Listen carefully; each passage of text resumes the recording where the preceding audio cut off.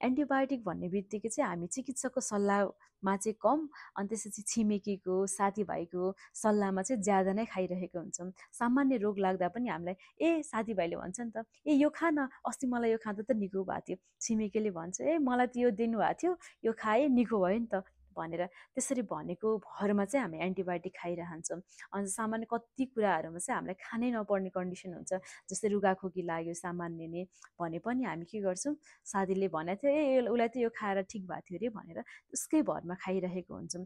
तर हाम्रो viral कन्डिसनमा antibiotic ब्याक्टेरियलमा खाने हो नि त, हामीले भाइरलमा पनि खाइरहेको हुन्छौँ कि।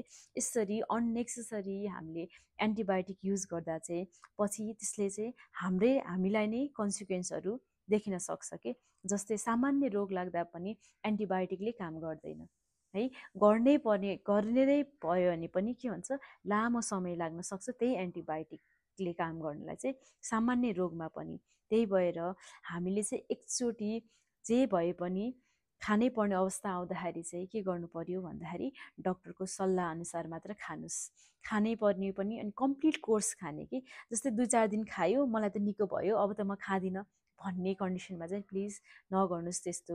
त्यसले गर्दा हामीलाई नै असर गर्छ पछि गएर है। अझ एउटा रिसर्चले त के देखाएको छ भन्दाखेरि यसरी नै हामी अननेसेसरी एन्टिबायोटिक युज गर्यो भने 2050सम्म चाहिँ इयरली 10 मिलियनसम्म डेथ हुन सक्ने सम्भावना धेरै नै देखाएको छ।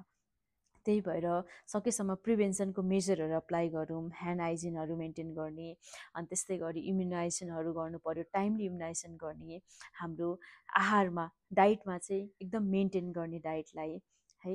लास्टली चाहिँ यति भन्दै स्टे अलर्ट अनि अवेरनेसहरू चाहिँ अननेसेसरी युज अफ एन्टिबायोटिकलाई चाहिँ स्ट्रिक्टली अभोइड गरौँ, फुल कोर्स खानै पर्ने कन्डिसनमा पनि। Stay healthy, by by.